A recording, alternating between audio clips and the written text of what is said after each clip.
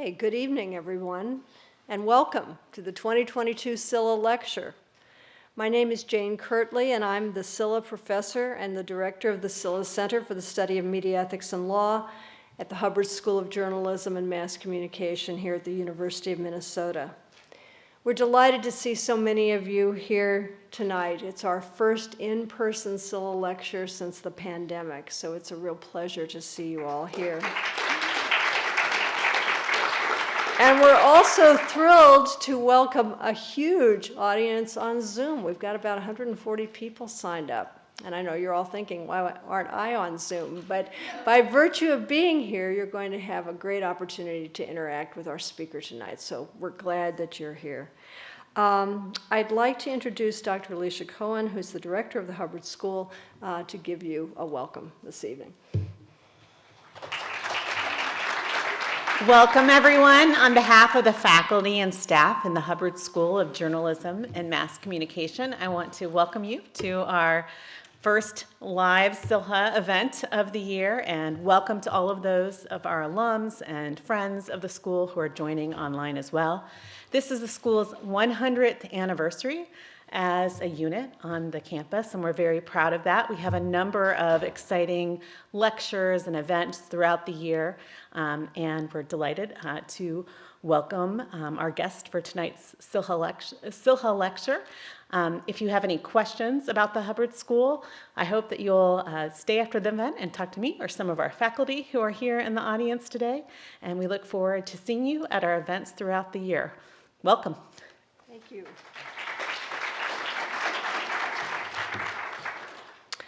So tonight marks the 37th annual Silha Lecture, as you know if you've seen some of our promotional materials. And this lecture, as well as all the operations of the Silha Center, are made possible through a generous endowment from the late Otto and Helen Silha. I think Otto would be especially pleased that tonight's lecture coincides with U.S. Media Literacy Week, because together with media ethics and media law, media literacy was very close to Otto's heart. I'm happy to say that members of the Silha family are here with us tonight. Alice and John Ryman, Stephen Silha and Gordon Barnett, and their brother Mark is joining us virtually. So please join me in thanking them for their continued support of our Silha Center activities. Thank you. I'm almost done with my thanks. I would also like to thank members of the Silha Center staff who've made this evening possible, Elaine Hargrove, and our research assistants, Samantha Brunn, Claire Colby, and Luke Srodolski. You'll be seeing more of them a little bit later this evening when we're doing the Q&As. And finally, I would like to thank Steve Wolf, a Boston-based graphic artist who created our posters and other promotional materials pro bono. And of course, we also thank the staff of Coles Auditorium.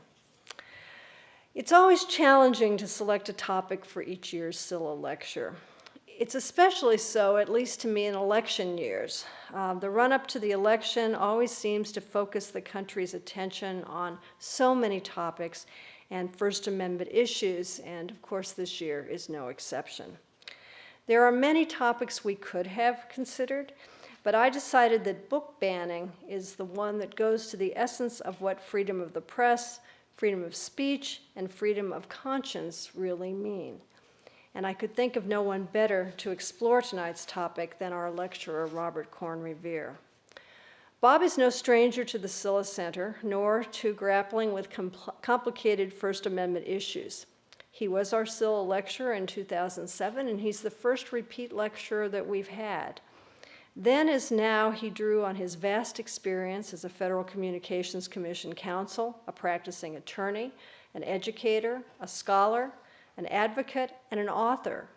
And by the way, his latest book, The Mind of the Censor and the Eye of the Beholder, The First Amendment and the Censor's Dilemma, will be available for purchase and signing tonight immediately following the lecture out in the atrium, so please stay around for that. Bob is currently a partner at Davis Wright Tremaine, LLP in Washington, D.C. He's handled a mind-boggling array of cases before the U.S. Supreme Court and elsewhere. He has represented television networks, adult film producers, university students, and ordinary individuals who were seeking to vindicate their First Amendment rights, and of course the rights of all of us. In 2003, he successfully petitioned the governor of New York to issue the state's first ever posthumous pardon to comedian Lenny Bruce, who had been convicted of obscenity in 1964. Most recently, Bob represented booksellers who successfully challenged a Virginia law that would allow citizens to ask a state court to declare books to be obscene and to limit their distribution, and that statute has been declared unconstitutional. Speaking for myself, I can't wait to hear what Bob has to say in tonight's lecture, which is entitled Inherit the What? Banning Books in 2022. Bob, you're on.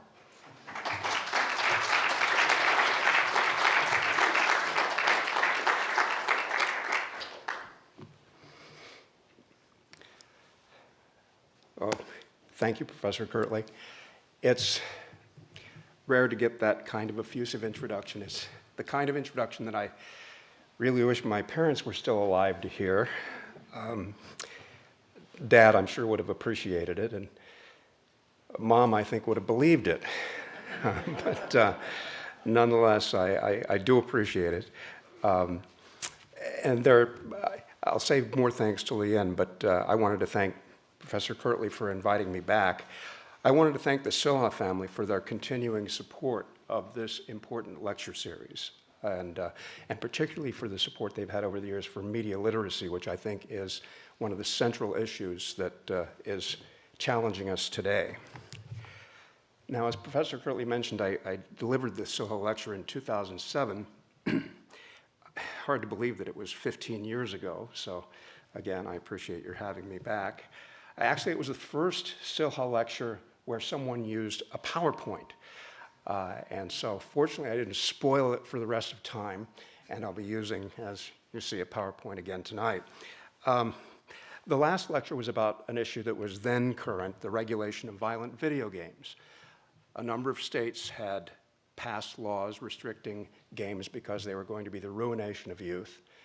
Circuit courts had pretty uniformly struck down those laws as a violation of the First Amendment.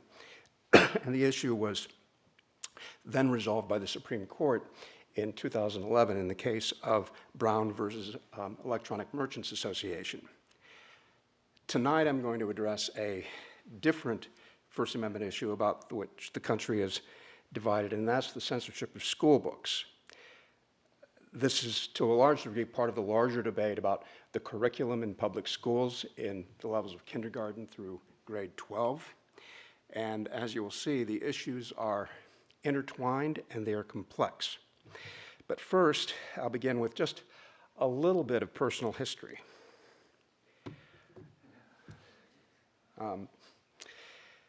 In 1972, my high school staged a production of Inherit the Wind.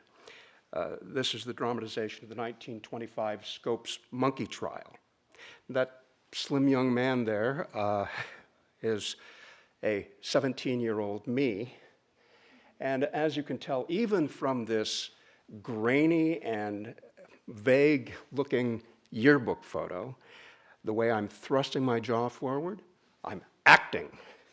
And was happy to do so. My drama coach, who was also my debate coach, knew that I was an atheist and thought I might enjoy the role of the lawyer defending the biology teacher who was prosecuted for teaching evolution. And he was right. But here's the thing, in 1972, none of us really thought any of this was controversial, right? I mean, these were issues that were from a bygone time. And even though the town that I grew up in, the small town of Mattoon, Illinois, was not all that different from Dayton, Tennessee, where the actual Scopes trial took place, no one really batted an eye. Like I say, we believe the issues from 50 years ago were really from a bygone era. But today, another 50 years later, I'm not so certain that a production of Inherit the Wind would not be controversial. And the same types of issues, or at least many of the same types of cultural and political divisions that existed then are still with us and have led to renewed debates about school books and school curriculum. So that's what I plan to talk about tonight. first, some background. In the 1920s, 20 states considered something on the order of 37 anti-evolution bills, and 3 were adopted as law during this period. Inherit the Wind, as I mentioned, was based on actual events, the trial of John Scopes for teaching the Darwinian theory of evolution in defiance of the Butler Act. This Tennessee law prohibited teaching, and I quote, "any theory that denies the story of the divine creation of man as taught in the Bible, and to teach instead that man has descended from a lower order of animals."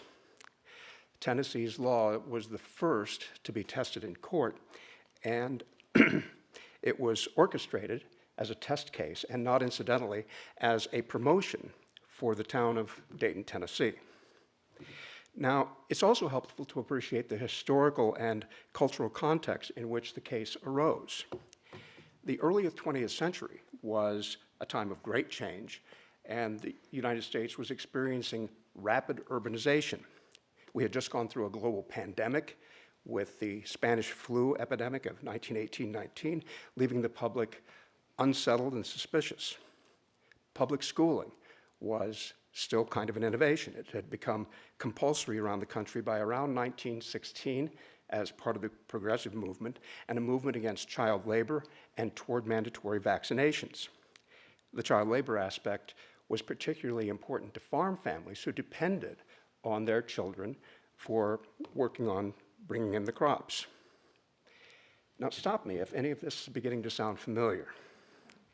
As in the 1920s, we live in a time of great technological and social change.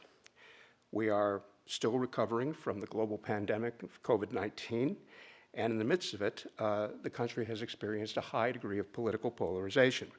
And as before, public education has become a focal point for these social divisions. Now, I'll return to all of that later, but let's talk a little bit about how those themes played out in the Scopes trial.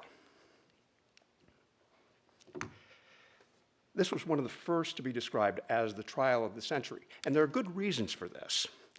William Jennings Bryan, a former Secretary of State and to President Woodrow Wilson, and a 3-time presidential candidate in 1896, 1900, and 1908, volunteered to lead the prosecution. Now, Bryan was a fundamentalist Christian and a believer in a literal interpretation of the Bible, and he had led a national campaign against the teaching of evolution that was instrumental in passage of the Tennessee law.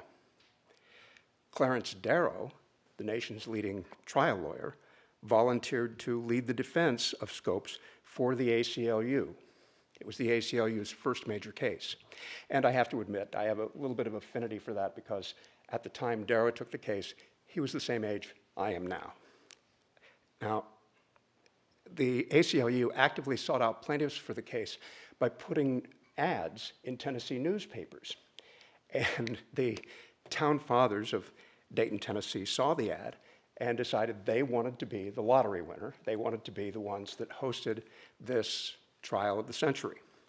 So they recruited John Scopes, who was a popular football coach and part-time substitute teacher, to be the plaintiff, and Scopes agreed. The town's area in front of the courthouse was then turned into a pedestrian walking mall. They built a platform in front of the courthouse to accommodate the crowds and also so that some of the sessions of court could be held outdoors because of the extreme heat. They built platforms for newsreel cameras.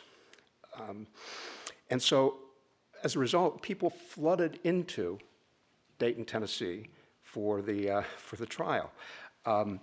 It included over 100 journalists, including the legendary newsman H.L. Mencken from the Baltimore Sun, who covered the trial from beginning to end. He's pictured there under the arrow on the left, Mencken there sitting in court. And the trial was subject to front page headlines across the country. It was the first trial to be broadcast on the radio by Chicago's WGN. The case fully lived up to its dramatic potential.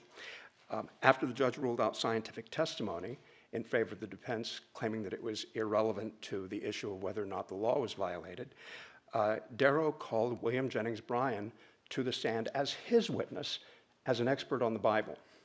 So that became the focal point of what later became the play and the movie. And Brian died in his sleep 5 days after the trial. Truly a dramatic trial of the century. Now, this was captured, as I mentioned, in fiction. It was dramatized in the play Inherit the Wind in 1955 and adapted as a movie in 1960. The title comes from the Bible. For those of you who are Bible students, it's Proverbs 11:29. He that troubleth his own house shall inherit the wind, and the fool shall be the servant to the wise in heart. Now, I love it. I hope you love the movie poster. It's all about the fabulous monkey trial, only in Hollywood. The movie actually had its premiere in Dayton, Tennessee, 35 years to the day when the verdict was announced. John Scopes returned to Dayton for the event and was given the key to the city. Spencer Tracy played Henry Drummond, the Clarence Darrow character, and Frederick March played Matthew Harrison Brady, the William Jennings Bryan character. The photo up there is from the examination where Brian is called to the stand as an expert on the Bible. And for those of you with a sharp eye for trivia will notice in the background, the judge is played by the actor Harry Morgan, who is Colonel Potter in MASH. Now, the play, and probably to a greater extent, the movie has conditioned how we remember the Scopes trial. And no doubt, it's a Hollywood production. It does take liberties with what actually happened, but it did retain the essential truth of the dramatic confrontation that took place during the trial. As a matter of fact, it used some of the actual language from the examination in the transcript from the play. I actually, some years ago, had occasion to get a copy of Clarence Darrow's examination of William Jennings Bryan, and it's fascinating reading, but it actually uses some of the very lines that ended up in the play and then in the movie. So, for example, when Bryan is asked to estimate the date of the account of the flood in the Bible, he responds from the stand, "I do not think about things I do not think about." To which Darrow shot back, "Do you ever think about the things that you do think about?" Now, no Hollywood screenwriter is going to top that. That's where, actual fact can exceed drama. But as was pretty much preordained, Scopes was convicted. He was fined $100. He refused to pay it, even though Clarence Darrow and the ACLU had offered to pay the fine for him. On appeal, the fine was thrown out, basically on a technicality because it was imposed by the judge and not by a jury. But the law, the constitutionality of the law, was upheld. The Tennessee court upheld the Butler Act, saying that it could not see how the law gives preference to any religious establishment or mode of worship. Now, keep in mind, the language of the Butler Act is that it prohibits teaching any theory that denies the story of divine creation of man as taught in the Bible. I suspect that the Tennessee Supreme Court in 1927 would not have been able to find an Establishment Clause violation with both hands and a flashlight, although, as some might say, not unlike today's Supreme Court majority. But nonetheless, the law was upheld and would be in place for some decades after that. Now, not all of the effects of this were just purely legal. So beyond that, for example, John Scopes' older sister, Layla, was fired from her job teaching mathematics in Paducah, Kentucky, because she refused to denounce her brother's stand on evolution. Now, this, of course, was not based on any law. As a matter of fact, Kentucky had rejected a proposal for an anti-evolution law the year before Tennessee had adopted theirs. But it illustrates why it's necessary to focus not just on legal developments and what the law is and the constitutional law, but on the culture. For free speech to flourish, law has to be supported by a culture that supports freedom of expression and intellectual freedom. And that's a topic that I will return to a little later. And it's also important to realize that at the time of the Scopes trial, there really was no developed First Amendment jurisprudence in the United States. Matter of fact, book banning was essentially the norm. Not remarkable at all. This is illustrated by the 1873 Comstock Act, which was an obscenity law, an act for the suppression of trade in and circulation of obscene literature and articles of immoral use. And this is a concept that was applied really very broadly. It prohibited publishing or mailing any obscene book, pamphlet, paper, etc., for an immoral nature, or anything having to do with contraception or abortion. And when you look at the term of an immoral nature, again, that was interpreted very broadly. It was applied over the 40 years Anthony Comstock was in business to art, to free thinkers, to literature, and of course to even home medical guides, because they were considered to teach women too much about their own bodies. So the notion of book censorship was not something that was foreign to the people who were thinking about censorship in 1925 in Dayton, Tennessee. Slowly, however, protections for free expression began to develop.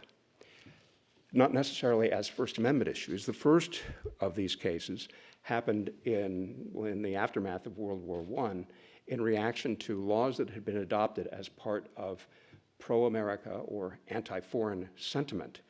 In Meyer versus Nebraska, the court struck down a Nebraska law that made it a misdemeanor to instruct any student who had not yet passed the 8th grade in any language other than English. Now, fortunately, it was interpreted not to apply to ancient languages, but nonetheless, as part of this law, a teacher, Robert Meyer, was convicted for teaching German. It ultimately made its way to the court where the conviction was reversed, not on First Amendment grounds, because the court had yet to develop a body of First Amendment law, but under substantive due process. And here's what Justice McReynolds had to say for the court. He said, "The individual has certain fundamental rights which must be respected. The protection of the Constitution extends to all, to those who speak other languages, as well as to those who are born with English on their tongue. Perhaps it would be highly advantageous if we all had a ready understanding of our ordinary speech, but this cannot be coerced by methods which conflict with the Constitution. A desirable end cannot be promoted by prohibited means." Now, it would be another decade, really, before the Supreme Court began to grapple with these issues, a matter of First Amendment law, but this was really the beginning. But again, as the law was developing, and it really began to rapidly develop in this first half, after this, in the first half of the 20th century, we still had to work on developing a culture of free expression. And I think this is really pretty well expressed by these two images. Consider this, Hitler Youth burning books in 1938. That seems to be the very paradigm of the evils of censorship, right?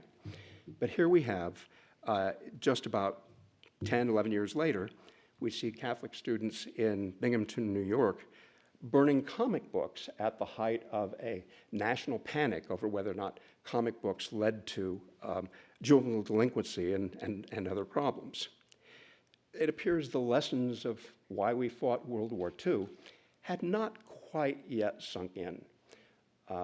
It's an example of how even though we were beginning to develop fairly robust protections in the law for free expression, including for comic books, the culture of free expression to support those legal protections was still a work in progress.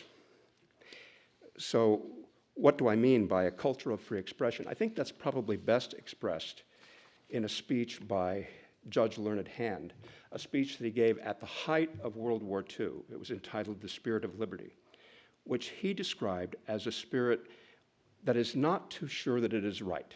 The spirit of liberty is the spirit which seeks to understand the minds of other men and women. The spirit of liberty is the spirit which weighs their interests alongside its own without bias. Now, that's a statement about freedom of expression that has nothing to do with the law. As a matter of fact, he went on to say, liberty lies in the hearts of men and women. When it dies there, no constitution, no law, no court can save it. No constitution, no law, no court can even do much to help it. So think about that. You have to have both the protections of the law and also the mindset that supports a culture of free expression. Now, on the law side, the protections for free expression continue to develop at a more rapid pace, beginning in the 1950s and 1960s and on. And finally, the anti-evolution laws had their day in the Supreme Court when we get to the late 60s. The court finally in Epperson versus Arkansas took up the case of the Arkansas law. It noted that the statute at issue was the product of an upsurge in religious fundamentalism in the 1920s, and that only two such laws remained on the books, in Arkansas and Mississippi. Tennessee, the year before, had repealed the Butler Act, but it only later, just within a few years, would adopt a replacement for that. And the court basically said that this is a violation of the Establishment Clause. Justice Fortas for the court wrote that the state's undoubted right to prescribe the curriculum for its public schools does not carry with it the right to prohibit the teaching of a scientific theory or doctrine where that prohibition is based on reasons that violate the First Amendment. Actually, while I agree completely with Justice Fortas' statement, I do have one little pet peeve here. He talks about the right of states to control curriculum and so on versus the rights of citizens. Governments don't have rights. States don't have rights. Governments have powers, and rights are intended to limit those powers, but I won't spend more time talking about that little sidestep. The court went on in subsequent cases to solidify this body of law. About 20 years later, in Edwards versus Aguillard, it struck down the Louisiana Creationism Act, which forbade the teaching of evolution in public schools unless accompanied by instruction in, quote, creation science. The opinion of the court by Justice Brennan held that the purpose of the Creationism Act is to restructure the science curriculum to conform to a particular religious viewpoint. And so on that basis, it was struck down. Now, even though these Supreme Court cases developed an increasing clarity about what the limits were on how far the states could go in controlling curriculum in a way that violated the First Amendment's religion prohibitions, these issues continued to pop up from time to time. And so as recently as 2005, we see in the Kitzmiller case, the district in Dover, Pennsylvania, had adopted a school policy that required the teaching of, quote, intelligent design as an alternative to evolution theory. The school policy had also actually mandated the use of a creation science textbook entitled Of Pandas and People. So the case was often referred to by the press as the Dover Panda Trial. Despite all of that, the judge had no difficulty in saying, you can call it what you want, it ain't science, and struck it down under the same reasons as under the previous Supreme Court cases. Now, the fact that these issues keep coming back in the years after Scopes and after the other cases makes you wonder if this issue will ever go away. And I guess the short answer to that is, as long as there are politicians, it won't. It usually takes, I'll go back to that.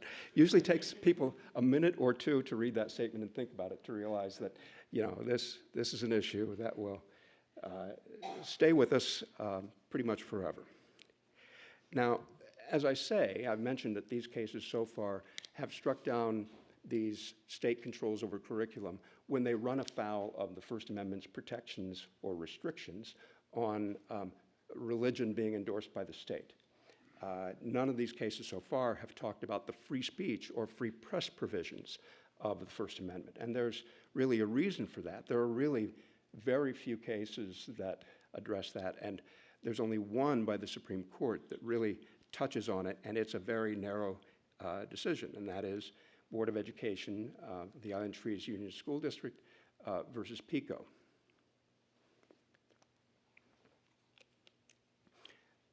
When you ask what role does the First Amendment have in cases involving school books and curriculum in the K-12 grades in public schools, the short answer is it is limited. All of those previous cases really didn't deal with that question. In this case, a group of conservative parents had petitioned to remove what they described as improper fare from the school library, which they described as anti-American, anti-Christian, anti-Semitic, and just plain filthy. The school had ultimately caved in and removed the books as a political decision and ignored their own policies for how you do school book challenges, where you would have to have a formal written challenge, you would have a committee that would consider the works as a whole, and then you would also keep the books in circulation until after a final decision is made. They simply ignored that. The titles that were within that description of, you heard all of the horrible adjectives, included Slaughterhouse-Five, The Naked Ape, Down These Mean Streets, Best Short Stories for Negro Writers, Go Ask Alice, Laughing Boy, Black Boy, A Hero Ain't Nothing But a Sandwich, and Soul on Ice. The Supreme Court ultimately reversed the removal decision, but only by a narrow plurality. We don't have a really solid holding of the court. It concluded that the school board rightly possesses significant discretion to determine the content of their school libraries, but that discretion may not be exercised in a narrowly partisan or political manner. It, for example, noted that you couldn't have a valid decision where the school decided to ban all books by Republican writers or by Democratic writers. You can't simply make those kinds of arbitrary decisions. But again, it stressed that this holding was exceptionally narrow. It did not affect the authority of the states over the curriculum, and even as it pertained to libraries, only applied to book removal decisions and not to book acquisition decisions. Now, PICO really represents the current state of the law in this area, even though it was decided in 1982. And it doesn't tell much about how we're going to resolve the current issues facing the schools. And I guess the short way of saying it is there are many that are currently facing the schools. You can go back further to trace when all of this was beginning to develop, but in August 2019, the New York Times published the 1619 Project, suggesting, among other things, that slavery as an institution was a primary motivation for the American Revolution. This was followed not long after, the following summer, by the nationwide protests about the murder of George Floyd. The Times selected the Pulitzer Center to develop a curriculum based on the 1619 Project. 17 states sought to expand the teaching of what may be called anti-racist history, while this prompted a backlash, where 36 states have made efforts to restrict that type of curriculum. And by the way, these numbers tend to shift because there are new kinds of measures being proposed pretty much every day. Now, just as nature abhors a vacuum, so does politics. And so we saw an instant reaction to these kinds of issues that have become cultural flashpoints. In September 2020, then President Trump spoke at a White House history conference, and he claimed that the left has warped, distorted, and defiled the American story with deceptions, falsehoods, and lies. And he identified certain efforts by name as being especially pernicious. Critical race theory, the 1619 Project, the crusade against American history is toxic propaganda, ideological poison that, if not removed, will dissolve the civic bonds that tie us together. It will destroy our country. Now, you kind of have to pay attention to that because the former president was, of course, an expert on uniting the country. And so that was his statement at the history conference. But this was followed very quickly by an OMB memo that said the government should not be using tax dollars to fund divisive, un-American propaganda. This was followed within a matter of days by an executive order in which President Trump commanded that we combat race and sex stereotypes. This defines certain divisive concepts in dealing with race and sex in America, such as the claim that the United States is a fundamentally racist country.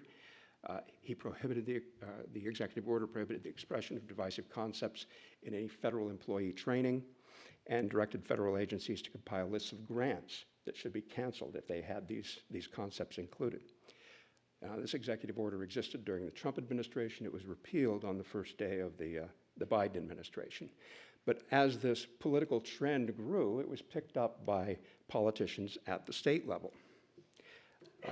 So, for example, PEN America, which is an organization that supports writers and freedom of expression, has put together a number of reports, both on restrictions on curricula and on books.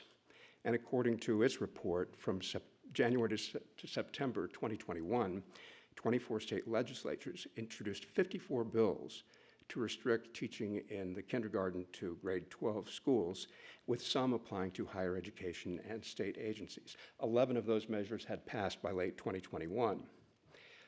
Of these, 42 of the bills mimicked the Trump executive order and prohibited lists of divisive concepts.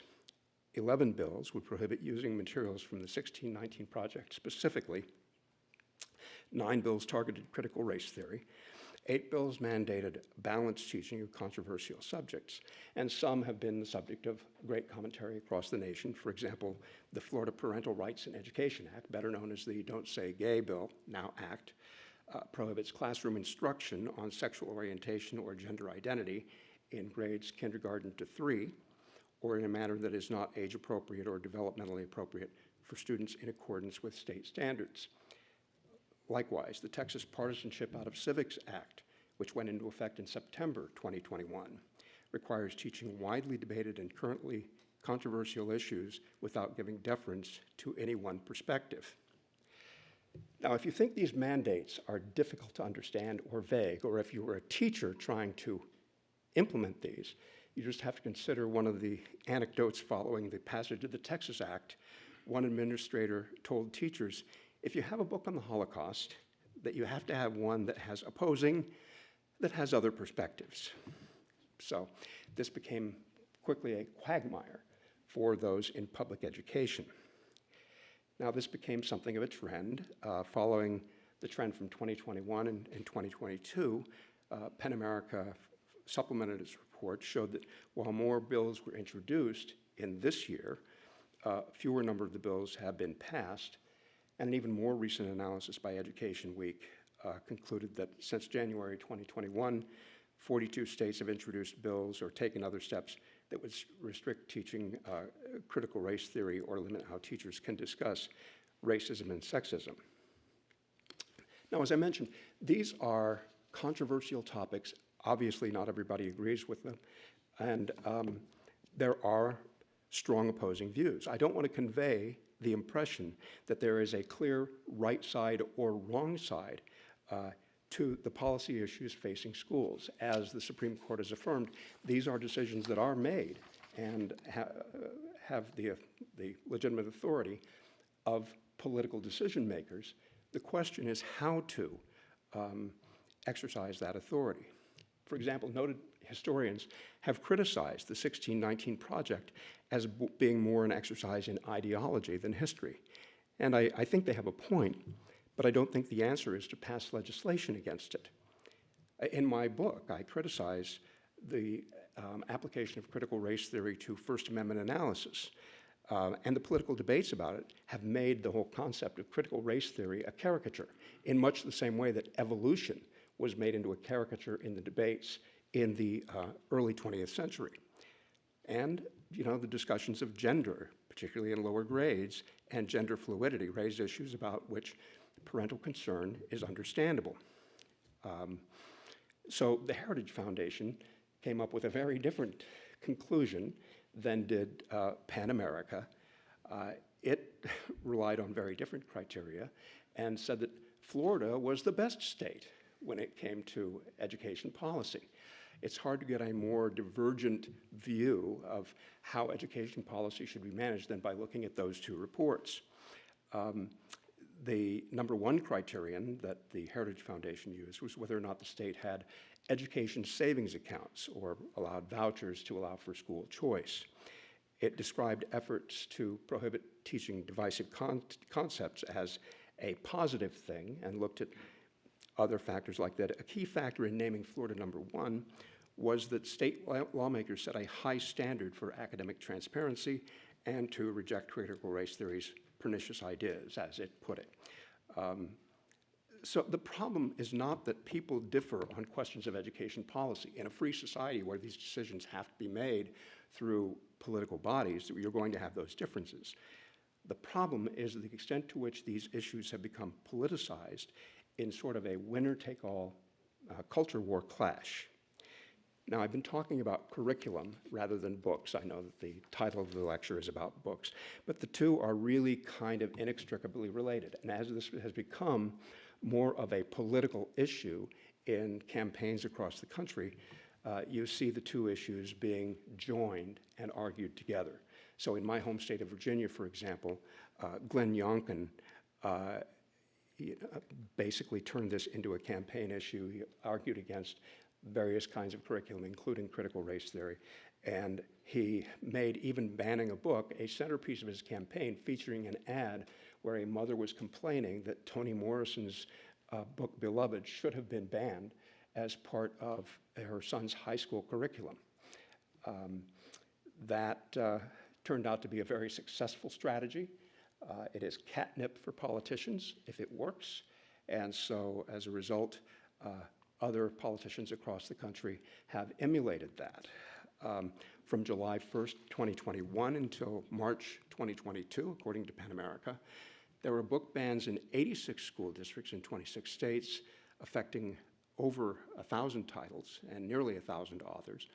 And again, these decisions were largely political mandates. They ignored the kinds of standards that professional organizations like the American Library Association have tried to follow, like requiring a written book challenge, review by a committee that looks at the work as a whole, and keeping the book in circulation. This is a map, again by PEN America, of state by state what they call book bans. It's compiled largely from anecdotal and press accounts. They also looked at some school websites to see what's going on and did some interviews. And their criterion for what constitutes a book ban is any book that has been subject to a challenge that is taken from the shelves for at least one day, regardless of how long that lasts. And for that reason, the word ban should probably be taken somewhat advisedly. As I say, the tally includes examples where books have been held for review but not permanently removed. And for example, in one state, if you look at Pennsylvania, which is a state that represents one of the highest tallies of bans among the states, their tally includes a challenge in the Central York School District, where while Pennsylvania had a reported 456 book bans, 441 of those came from the York School book ban, where the school board initially pulled books from the shelves in response to a complaint, but once students organized and responded to it and it got nationwide attention, they rescinded the ban. So it was temporary and short-lived. So it's important, I think, to keep these things in perspective. For example, it's not all one-sided. To begin with, there are reported book bans in 86 school districts since 2021. But there are 14,000 school districts in America, so it represents about 0.5% of school districts. Those school districts include something on the order of 3,000 schools, a little less than that. But this is out of over 99,000 K-12 public schools in America, so it's something on the range of 3%. But it's unquestioned that there has been an increase in this activity, it's been politicized, and it's been well organized. But it's not entirely one-sided. It is a matter of real concern, but I don't know that it's a matter for alarm. But again, it's something that has come not just from one side of the political spectrum. In 2022, for example, the Everett Washington School Board removed To Kill a Mockingbird from the 9th grade curriculum because of racial slurs and depictions of white saviorhood. And it's not an isolated example. According to the American Library Association, To Kill a Mockingbird was the 7th most challenged book in 2020. Of Mice and Men was the 8th most challenged book, also because of racial slurs and racist stereotypes. And don't even get me started on The Adventures of Huckleberry Finn, which has long been on lists of challenged books for the same reasons, which utterly ignores the message of the book. I think the answer by both sides has been to try and find ways to ban books in ways that I think are profoundly contrary to a culture of free expression. And if you want to put the notion of a book ban into real perspective, consider the situation in Hong Kong. There, a number of Hong Kong therapists who are illustrators of children's books were convicted of sedition and sentenced to 2 to 2.5 years in prison because they dared to depict the authorities as wolves and the population of Hong Kong as sheep. Now that's a ban for you. And it's quite different from what we're talking about in these curricular speech cases. Now that being said, there are times when politicians blunder into the area that I inhabit, and that is the area of the law and legal challenges. And this past summer, I did get involved in just such a case as Professor Kirtley mentioned in the introduction. And that was where a House candidate, a candidate for the House of Representatives, filed a petition under an antiquated Virginia law that allows any Virginia resident to file a petition in court to have books declared obscene. Now, it's a poorly drafted statute that hasn't been used since 1974 in a field of law in which no book has been banned since the 1960s. But the lawyer was a Virginia Beach lawyer who also happened, by coincidence, to be a member of the House of Delegates. And so this became really more an exercise in political performance art than it was an actual legal matter. Still, under the law, under such a petition, the court could issue a temporary restraining order restricting sales of the books that were petitioned even before a final hearing on the merits of whether or not the books were obscene. And if they were eventually found by the court to be obscene, then it would create an order creating a presumption that anyone who sold or even lent the book after that had knowledge that they were dealing with obscene material. Now, Barnes & Noble learned about this case when it was served of a notice of a TRO hearing that was supposed to happen in just a number of days. And that's when I got involved in the case. Now, just to give you a sense of what we're talking about here, these were the offenders. These are the two books that were challenged. A Court of Mist and Fury, which is part of a series, sort of fantasy adventure. I guess you could say it's comparable to Game of Thrones, which is to say it includes some sex scenes. Not comparable to Game of Thrones? Okay. Let's just say fantasy adventure with sex. The other book was Genderqueer, which was an illustrated memoir of self-discovery by a person discovering themselves to be gender neutral. And this also included some non-graphic depictions in a few of the panels in a 270-page book of sexual experimentation. Now, Genderqueer has been one of the most challenged books of the last few years and actually has been called out by name by governors of South Carolina and Texas. Now, what got everybody's attention, apart from the fact that there was going to be this hearing for a temporary restraining order, is that the judge issued show cause orders. Now, just so you understand, when these petitions were filed, every judge in the circuit court in Virginia Beach instantly recused themselves from the case. They wanted no part of it. And so the Supreme Court of Virginia appointed a retired magistrate to handle the case, who then issued these show cause orders, which meant there was a finding that there was probable cause to believe that these books could be held obscene, which for those of us who have practiced First Amendment law in the area of obscenity knew was simply absurd. As I say, there had been no books found to be obscene in America since sometime in the mid-60s. The notion of literary censorship was really a thing of the past. So once getting this notice for TRO, we instantly sent a letter to the court asking for a status conference to sort out the constitutional issues, the first of which was to impress upon the court that it had been clear law under the Supreme Court precedent that it is unconstitutional to restrict the sale of a book based on a showing of probable cause. You have to have a full-blown hearing first.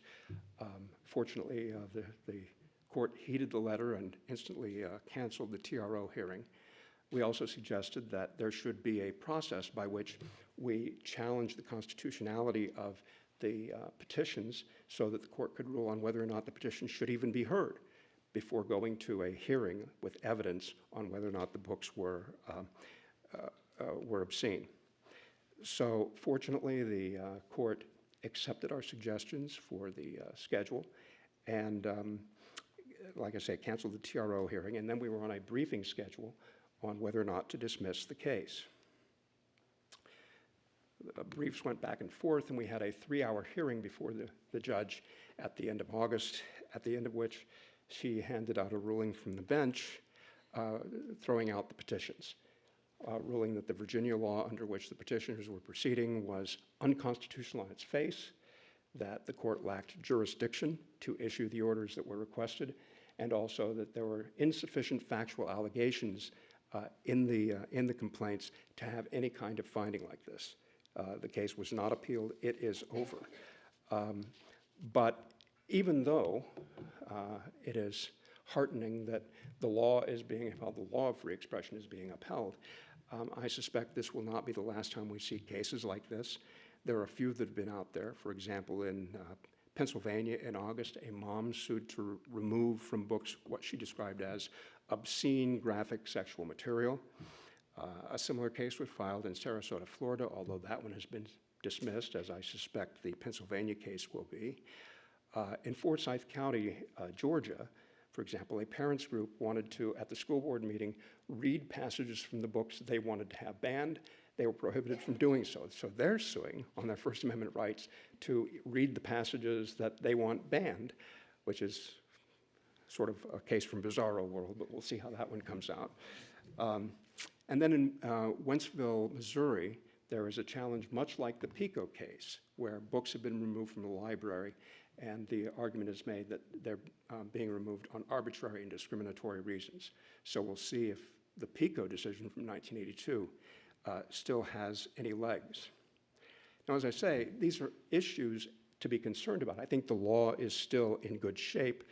The question really is about the culture of free expression. But I'm not entirely alarmed about it as I might be, and that's because censorship is a losing proposition. Now, we know, oh, I already had gone to that slide.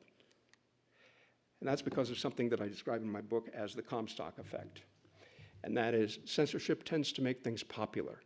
Or as they talk about in school cases, it tells the kids that reading is cool.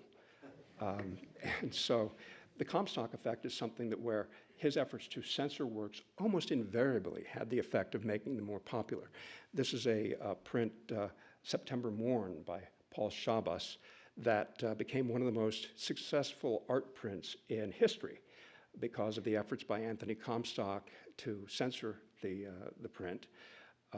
And there are examples, many one after the other, where this type of thing has occurred.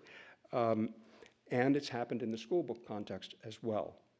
It was well publicized in January of 2022 that the McMinn, Tennessee School Board had voted to remove Mouse, a graphic novel about the Holocaust, from the curriculum for unnecessary use of profanity and nudity in its depiction of violence and suicide. Now, it's about the Holocaust. How do you do that without having depictions of violence and nudity and suicide? It is beyond my imagination, but nonetheless, that was the decision that was made. But it made international news, and the reaction to it was swift and pretty certain. Local bookstores started offering free copies to any student who would ask one. But the other thing is that it made a book that had been on the shelves for 30 years become a bestseller again. And to give you a sense of the magnitude of that, just look at the sales numbers. Now, for a 30-year-old book, it was doing pretty well to have over 1,000 copies a week being sold. But just after the ban in Tennessee, sales spiked to 32,000 units, so a 30-fold increase in sales. The same thing happened with Toni Morrison's Beloved after it became the target of candidate Youngkin in Virginia.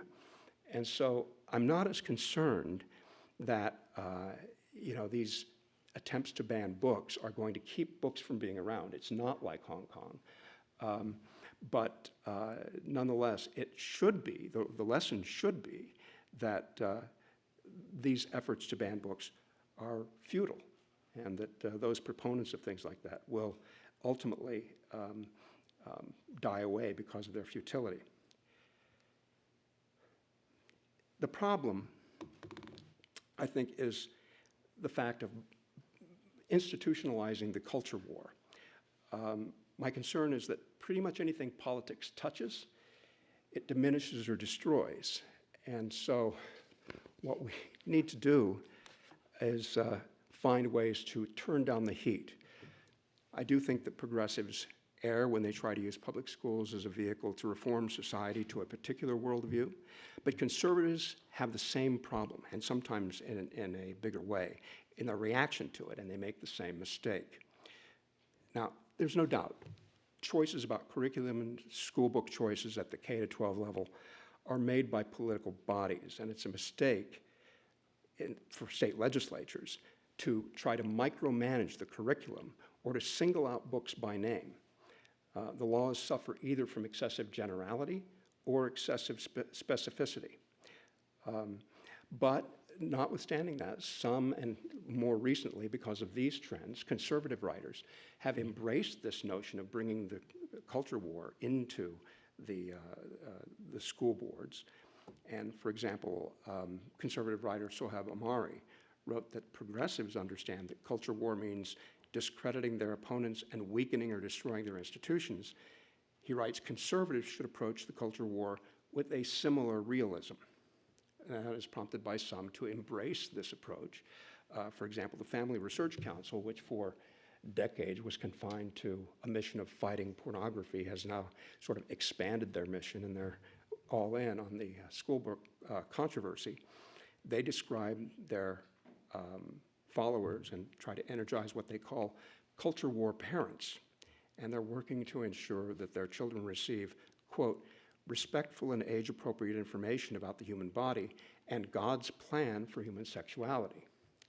Now, it's rhetoric like that of course, is going to blunder in the same kinds of Establishment Clause issues that affected the anti-evolution laws.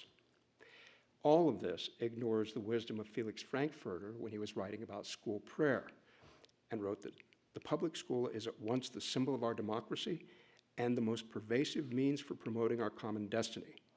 In no activity is the state more vital to keep out divisive forces than in the schools, to avoid confusing, not to say fusing, what the Constitution sought to be strictly apart. So, I'm not here to give you a solution, but I will say that we do need to find a way to minimize the polarization that surrounds education. A winner-take-all culture war approach is unsustainable, it is unwinnable, and it will serve no one. We need to focus more on the kinds of things that bring us together and not on our divisions. In this regard, it helps to remember that Clarence Darrow and William Jennings Bryan were friends. Even though they were staunch adversaries in the courtroom, they were friends. And by the way, this was depicted not just in reality, but also in the movie version. Now for us, I think it means remembering that our political adversaries are not our enemies. And it reminds me that the verse from Proverbs, from which the play drew its title, is particularly apt. He that troubleth his own house shall inherit the wind. We really need to work on restoring a spirit of liberty and a culture of free expression. Now, that's the end of the main presentation. For the rest, I'll just rely on shameless self-promotion. This is the cover of my book. We will talk about that later. Thank you.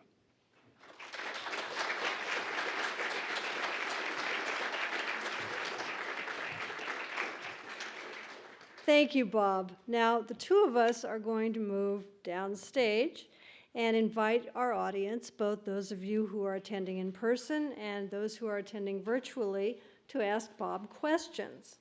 For those of you in the auditorium, we'll ask you to raise your hand, and either Samantha or Claire, who have the handheld mics, will come to you. And we do ask that you keep your questions short and to the point. For our online audience, we ask that you type your questions into the Q&A box. Luke, sitting over there, will curate your questions and pass them along to us. So we're going to move down and start taking your questions.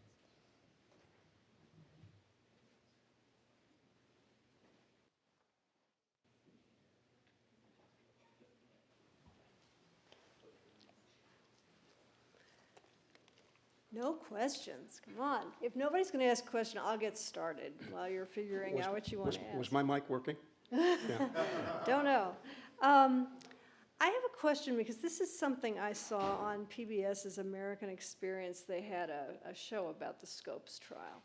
And they brought out something that I had never realized, and I thought I was fairly knowledgeable because my high school did Inherit the Wind too when I was a sophomore in high school, which was that part of what the controversy was really directly traceable to the eugenics controversy. Well, it was, yeah. And it wasn't just evolution per se, but it was also the whole idea about eugenics. Well, that's right. And the book that was being used by John Scopes was a book called A Civic Biology, which was sort of like part biology, part civics.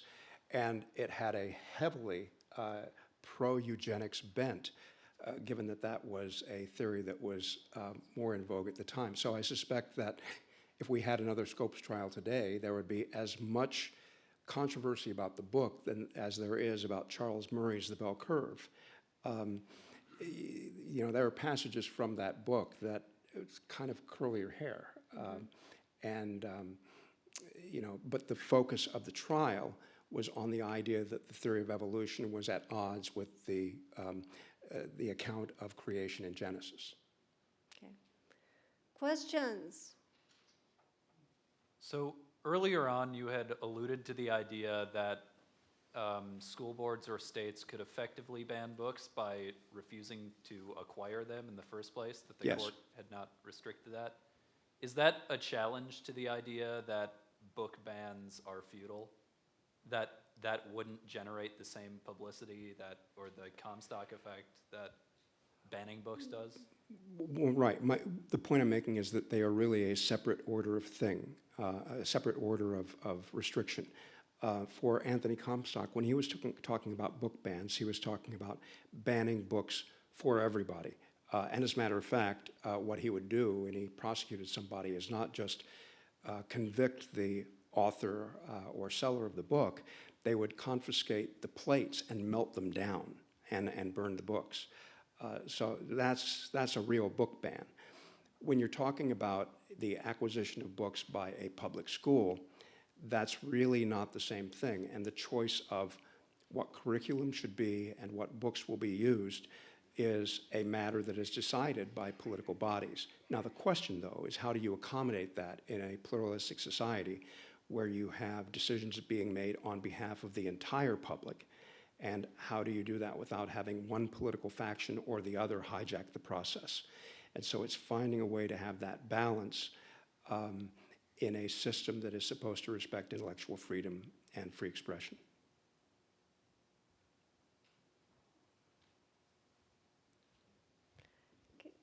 While I'm waiting to get this question, I'm just going to interject here. You alluded to this in your remarks, Bob, but I think it's helpful to think about this from a personal perspective. I mean, you're a parent. Yes. You have kids that went through the school system. I mean, how do you feel as a parent about these questions? You want to know how I feel?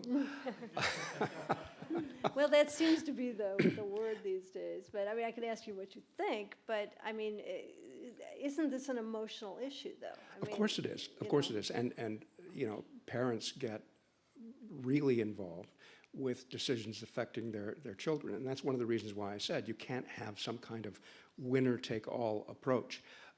You've got to find some way to accommodate the whole public as they attend public schools. And I remember issues that came up when my kids were young, where it affected, I had definite feelings about it as a parent, some of which involved the issues of censorship, where the kids came home with a policy that we as parents were supposed to sign, agreeing to certain codes of behavior. And so that was something that a number of concerned parents, and I was one of them, addressed at a school board meeting. But you can imagine the divisive issues that we face today, which are much more complicated and much more emotionally laden, coming up in the context of school board meetings. And it's one of the reasons why school board meetings have become such battlegrounds. And the question is how we find a way to accommodate these very emotional issues in a way that can hear parental concerns, accommodate them to the extent that they can, but also find a way to actually manage a public school system. I face this issue too in dealing with cases involving broadcast indecency, because I was involved in a number of cases challenging the FCC's indecency rules, and I would get the question, don't your kids watch TV? And I said, well, yeah, they do, but I have a say in what they watch. And so we don't need the federal government making rules for what people are going to watch in my household, when you keep in mind that 2/3 of the American public don't have children in their households. That's not a job for the federal government, even though as a parent, I approach that issue very differently.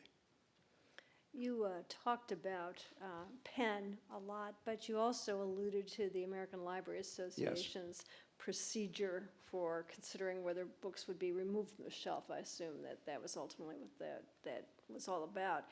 Could you talk a little bit about the role of librarians in the context of threats to remove books, either from the schools or from public libraries? Yeah.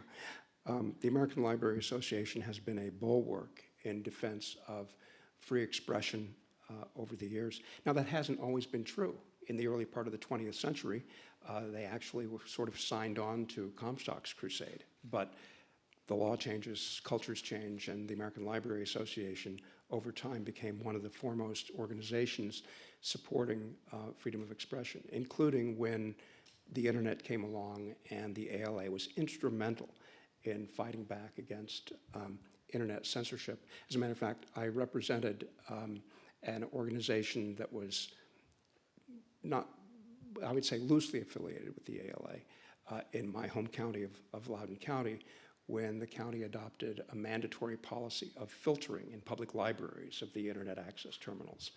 I represented a group called Mainstream Loudoun.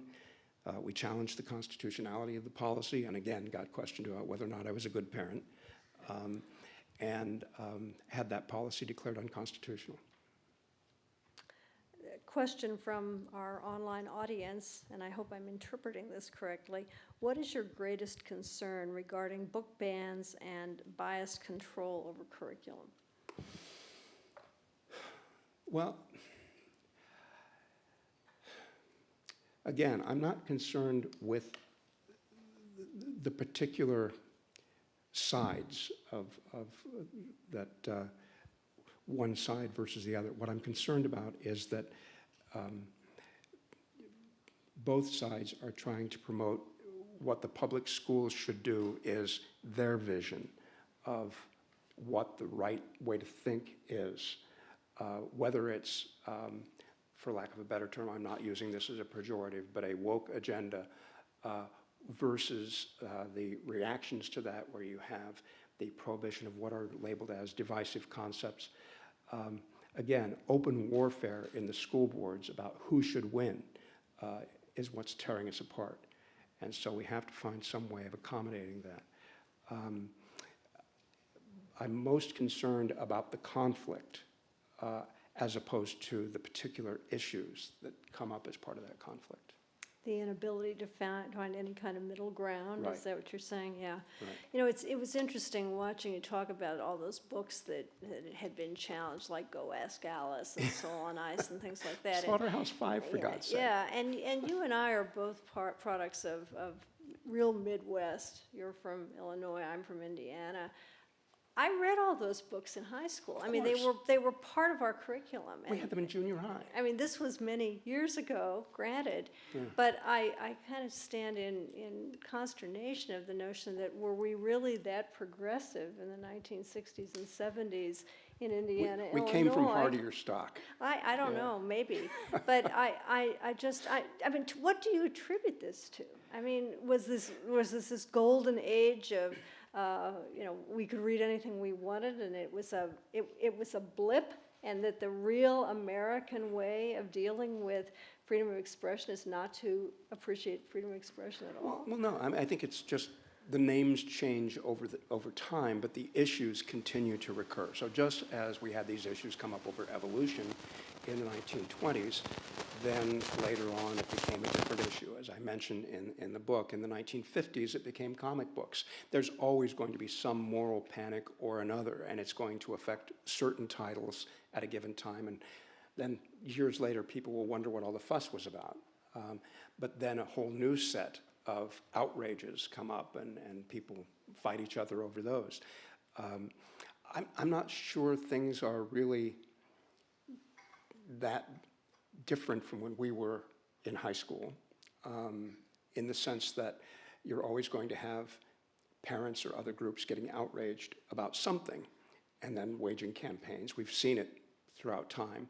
And the one that happened in the 1980s in the Pico case is really just a sort of a precursor of what we see today, just with different titles. Questions? Yes. So in pretty recent news and like censorship, we've seen the Texas bill for social media censorship. And I'm curious what your thoughts are. This case seems to be up for appeal. What your thoughts are on maybe like the First Amendment issues at play, and then also like what do you think the chances are as it goes to the Supreme Court, whether it does or not? Let me answer your last question first. It's 100%. This issue is going to the Supreme Court. There are two cases that currently are pending, one in the 11th Circuit, decided by the 11th Circuit, another decided by the 5th Circuit, on different state efforts by conservatives to regulate social media as if they were some sort of public utility. The 11th Circuit upheld the First Amendment rights of the social media platforms. The 5th Circuit went the other way in my opinion, bizarre opinion. A majority of the Supreme Court has already indicated in decisions in its shadow docket that at least 4 justices are interested in taking up these kinds of issues. So I think this is definitely a question that's going to the Supreme Court. I think it probably is one of the most significant First Amendment issues of our age, of whether or not we're going to allow some sort of government control over social media platforms. I know there's concern on both sides of the political spectrum about social media platforms controlling who can be on the platforms. I think the concern over private businesses having that control pales by comparison to having any government entity in control of it, whether it's at the state level or the federal level. So this is a significant issue. It will be addressed by the Supreme Court, and at this point, I don't have a prediction for how that's going to come out. Stay tuned. Yeah. A question from our online audience. I know many librarians who have been pressured to stock books promoting disinformation, and the questionnaire defines that as, for example, a book that denies climate change. What would you say to them? I don't know. It depends on who's the source of the pressure and what kind of pressure you're talking about. The librarians that I've worked with and that I'm familiar with would be very good at resisting that kind of pressure.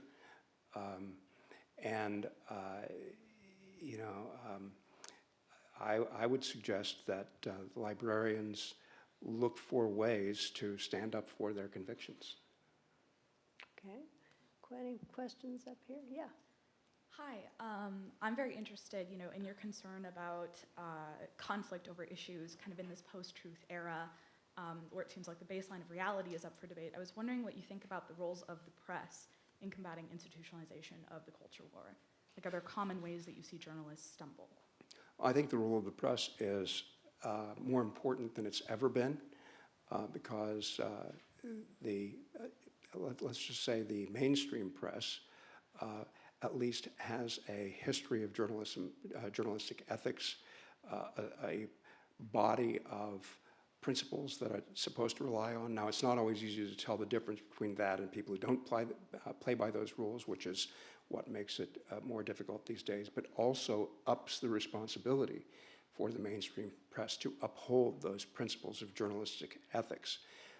There's a great book by Jonathan Rauch that came out in the past year called The Constitution of Truth that talks about how institutions are instrumental in finding ways to filter through the information to find out what is more reliable information and what is less reliable information.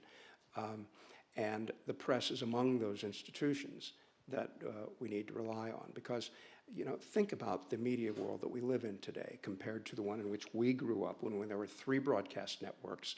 There was maybe a newspaper in your town. If you were lucky, you had more than one.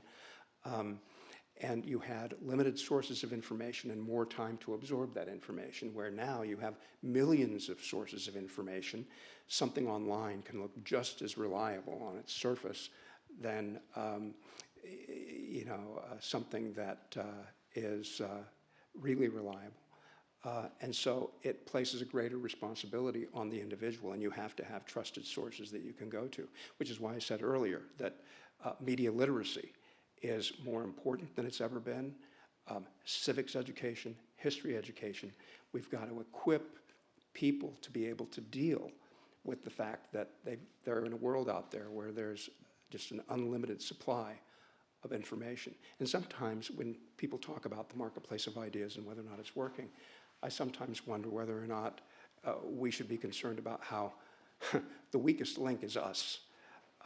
We live in a world in which you have, for the first time in human history, a global medium of communication where you can fact check anything instantly. It's in the palm of your hand. And the question is whether or not that fact makes a difference, right? And so we have to, as individuals, take on more responsibility for filtering out what is true from what is not, and institutions like the press and other professional organizations have to be a part of that. Any more questions up there?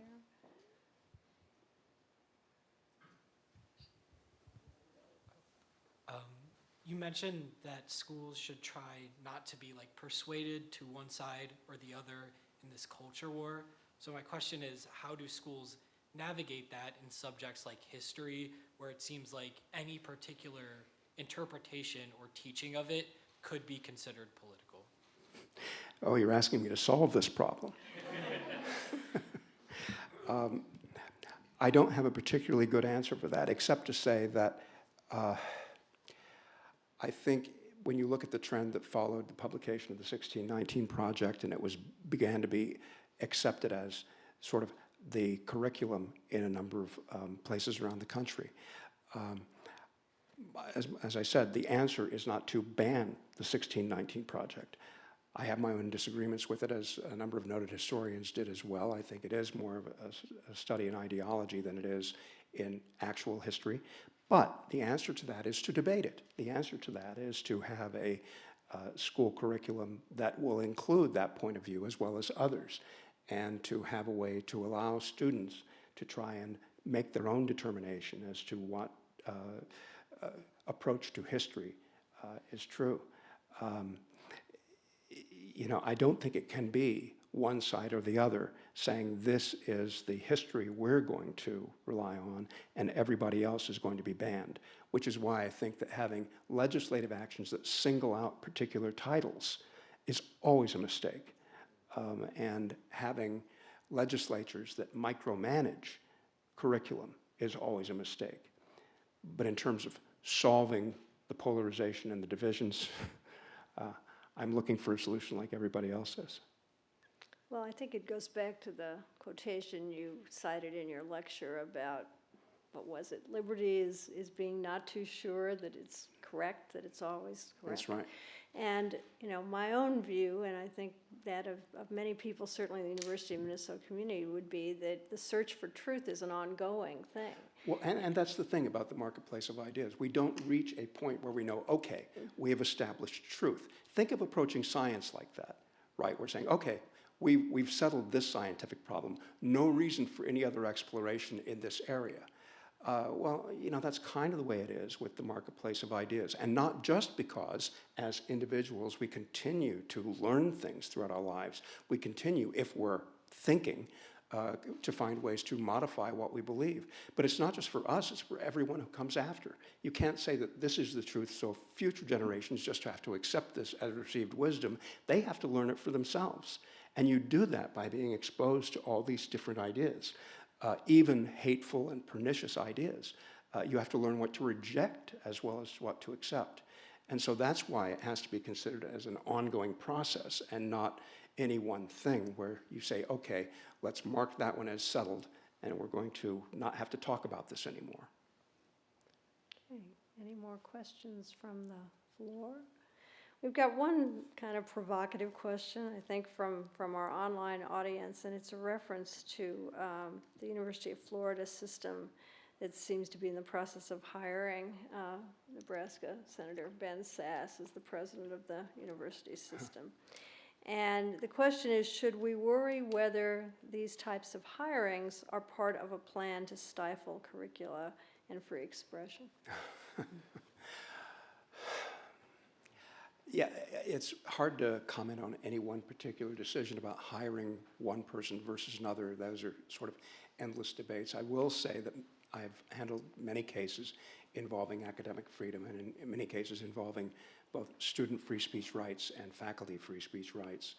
And the difficulty in those cases, there are many difficulties in the educational setting, one of which is that student bodies continually move on, and to find a plaintiff that's still going to be there for the end of the case is not an easy thing. But the important thing is to establish a groundwork of First Amendment principles that can then be relied on by all of them going forward.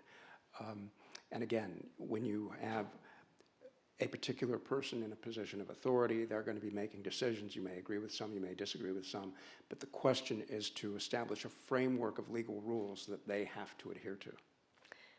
That's such a lawyerly answer. Yes, it is. Because we always want, our structure, we want our process. And I think some people are very impatient with that as a concept. But I agree with you, because I'm a lawyer too.